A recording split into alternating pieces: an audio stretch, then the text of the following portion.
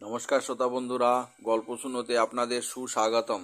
বন্ধুগণ, আজকের গল্পের নাম বিদ্বান ভাগ্নে। তাহলে এবার শুরু করা যাক।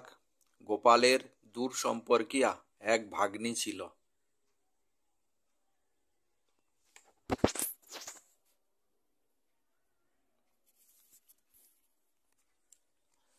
নমস্কার শ্রোতা বন্ধুরা, গল্প শুনোতে আপনাদের সুস্বাগতম। বন্ধুগণ, আজকের গল্পের নাম বিদ্বান ভাগ্নে। তাহলে এবার শুরু করা যাক। গোপাল ভাঁড়ের দূর সম্পর্কিয়া এক ভগ্নী ছিল। সে সবেমাত্র একটি ছেলে নিয়ে বিধবা হয়েছিল। ধান ভেনে পরের বাড়ির কাজকর্ম করে ছেলেটিকে 6-7 বছরের করল। তারপর পাড়ার কোনো দয়ালু লোককে ধরে ছেলেটিকে পাঠশালে দিল। ছেলেটি পাঠশালে যায়, পড়াশোনা করে। এমনভাবে কিছুদিন কেটে গেল। একদিন ছেলেটি এসে মাকে বলল, মা, আমি যে ক্লাসে পড়ছিলাম তার উপর ক্লাসে উঠেছি। আমার এখন অনেকগুলো বইপত্র আর কাগজ চাই। বিধবার একমাত্র অবলম্বন, সে ক্লাসে উঠেছে, কোথা থেকে যে বই কাগজ পাবে বিধবা ভেবে কুল কিনারা পাচ্ছে না। হঠাৎ তার মনে হলো, কৃষ্ণনগরে আমার দাদা গোপাল ভাঁড় নাকি অবস্থা একটু ফিরেছে। সে নাকি রাজা মহাশয়ের দরবারের একজন। যাই হোক, আমি তো তার বোন বটে।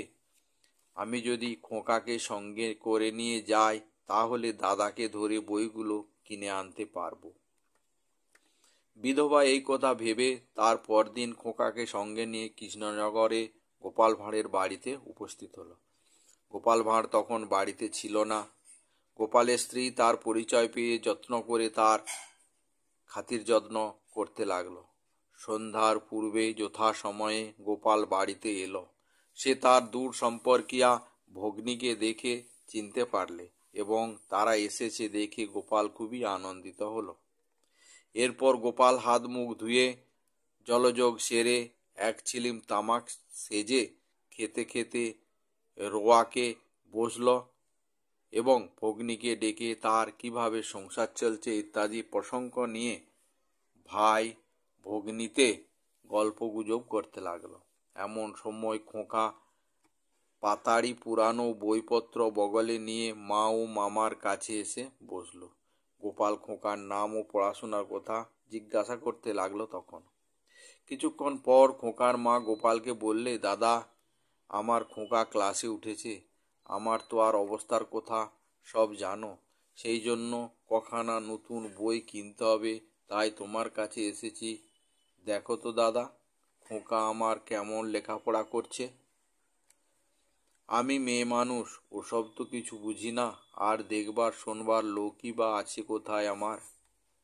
গোপাল তার ভাগ্নেকে কোলের কাছে টেনে নিয়ে জিজ্ঞাসা করলো, বলো তো বাবা, কি বই পড়ো?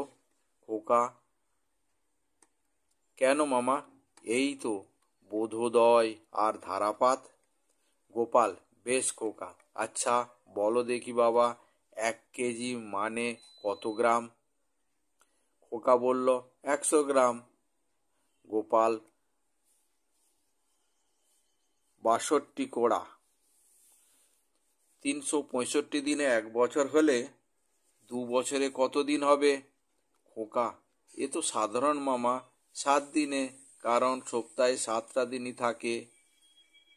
গোপাল, 1 ঘন্টায় 60 মিনিট হলে 1.5 মিনিট, 1.5 ঘন্টায় কত মিনিট হবে?